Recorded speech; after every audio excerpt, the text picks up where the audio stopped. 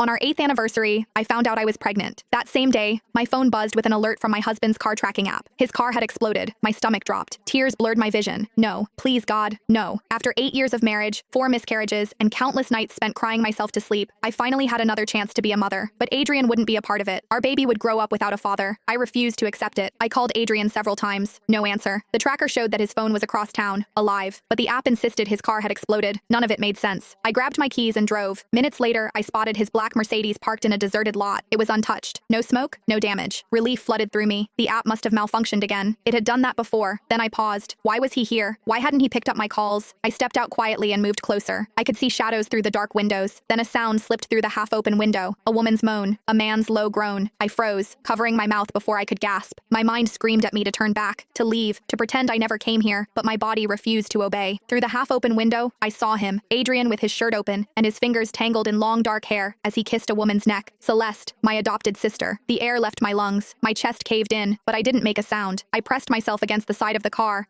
hand clamped over my mouth as silent tears ran down my face. Adrian, the man I loved and had been married to for 8 years, and my adopted sister, the same person that Adrian had claimed to despise because of how she had made my life a living hell. Just when I thought the worst had happened, Adrian's phone rang. Fuck, he muttered, voice hoarse. Hold on, he answered with irritation. What is it, doctor? A pause. Then he grinned. Adrian ended the call and pulled Celeste close as a genuine smile spread across his face. It was something I hadn't seen for years. You're pregnant, he said softly. Celeste gasped, her hands flying to her stomach. Are you serious? Yes. He kissed her deeply. And the doctor said your womb is responding perfectly to the treatment. One more test next week to confirm everything is healed, and then we can finally start our family properly. Happy tears streamed down Celeste's face. Oh my God. Adrian, we're going to have a baby. We are. He cradled her face in his hands. You're going to be an amazing mother. My heart bled as my hand moved instinctively to my own stomach, where my baby was growing. Celeste's smile faded slowly. What about Elena? Adrian's smile grew cold. You don't need to worry, baby. After next week's test shows you're healed, I won't need her anymore. My blood ran cold. What did that mean? I still can't believe she never figured it out. Celeste laughed. You told her it was genetic incompatibility and she believed you. Elena's an idiot, Adrian said dismissively. She signed every consent form I put in front of her without reading a single line. The experimental treatments, the tissue samples, the terminations. She authorized all of it, thinking they were insurance forms or whatever bullshit I told her. My legs threatened to give out,